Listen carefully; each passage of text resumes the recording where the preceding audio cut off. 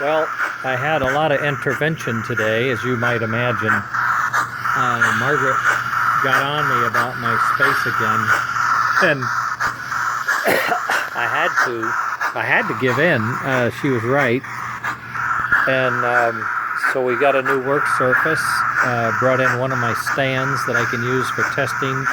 I've got my stuff on this nice board here, so I can lay things out and clip them together without worrying about things shorting out too much.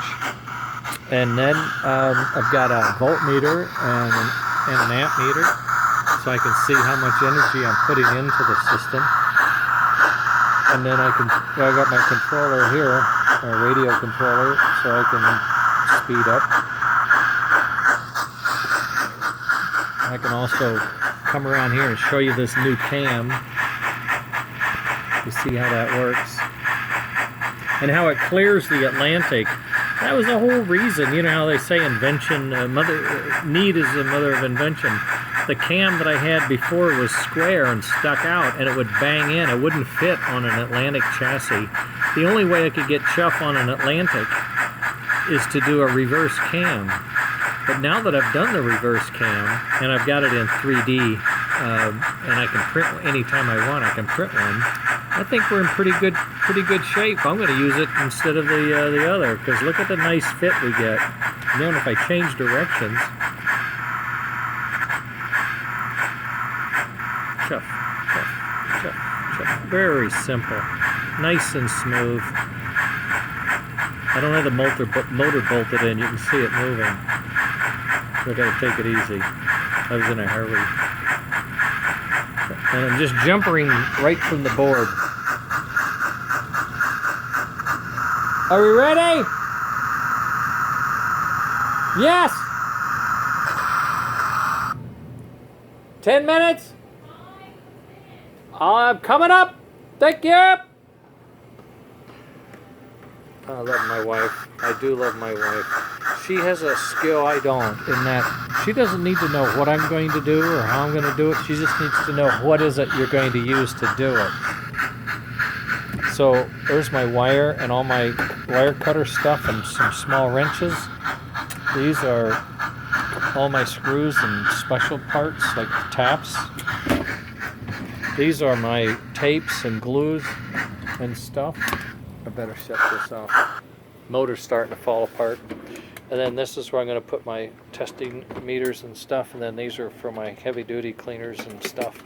So we're kind of going around. We've scanned this drawer now for all my partial projects and next projects. And I still have space up here for some things, and I even have a drawer. Oh, I know, we took all my, these I use but rarely, so I stuff them in here. And she goes, yeah, that's where you put them, somewhere that you don't need to go to soon. So I still have my, this will be my operation station here, where actually finished engines come over here for test and whatnot. But over here is where all of the development and testing and R&D and let's make sure this thing's going to fly really works. So I'm encouraged, and I did test the short motor here on the bench, and it works too. So I may go back to the short motor, so I have more room for the firebox with the glow and the fire. So it looks like I'm going to be back on track. What I might do now is rethink my harness, because I'm just not happy with it. I don't know if it caused the problem or what, but I'm going to ohm it out and make sure I've got it clean. I'm going to check all of my soldering connections and make sure they're in good shape, and then I may replace the harness. I found some new material I want to test.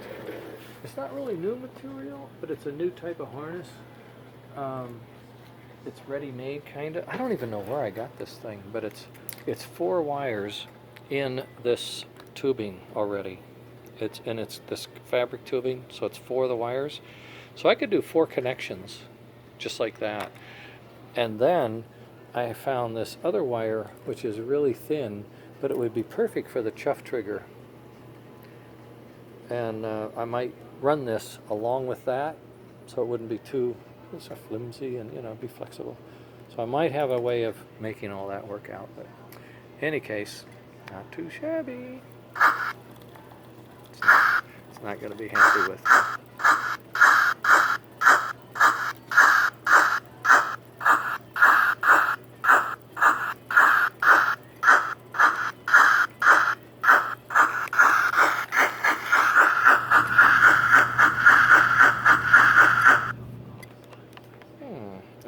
Testing. No horn. Wow, we got some work to do here. Okay, we'll check on what happened to the horn. And more later. Bye.